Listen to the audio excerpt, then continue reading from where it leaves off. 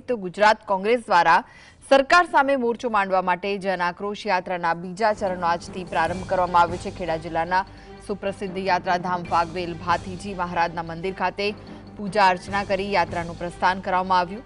આ યાત્રા મધ્ય ગુજરાતના 7 જિલ્લાઓમાં ભ્રમણ કરશે, અંદાજે 1400 કિલોમીટરનું અંતર કાપશે।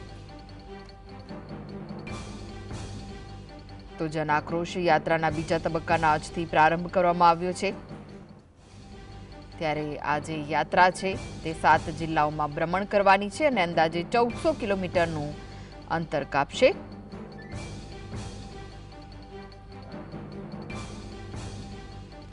તો મધ્ય ગુજરાતના 7 જિલ્લામાં કોંગ્રેસની જન આક્રોશ યાત્રા ભ્રમણ કરવાની છે।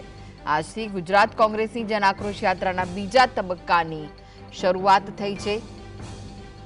આજે ફાગવેલના ભાથીજી મહારાજ મંદિરથી યાત્રાની શરૂઆત કરવામાં આવી છે। તો ભાથીજી મહારાજના મંદિર ખાતે પૂજા અર્ચના કરી યાત્રાનું પ્રસ્થાન કરવામાં આવ્યું હતું। આજે યાત્રા છે તે મધ્ય ગુજરાતના 7 જિલ્લાઓમાં ભ્રમણ કરવાની છે અને અંદાજે 1400 કિલોમીટરનું અંતર કાપશે। આ પહેલા પણ ગુજરાત કોંગ્રેસે જન આક્રોશ યાત્રા શરૂ કરી હતી, જે સૌરાષ્ટ્રમાં વિવિધ જગ્યાએ ફરી હતી। ત્યારે હવે બીજા તબક્કાનો પ્રારંભ થયો છે।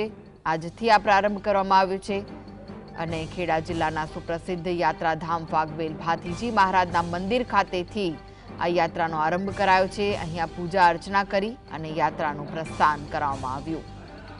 તો આ જે યાત્રા છે તે મધ્ય ગુજરાતના 7 જિલ્લાઓમાં ભ્રમણ કરવાની છે અને અંદાજે 1400 કિલોમીટરનું અંતર કાપશે।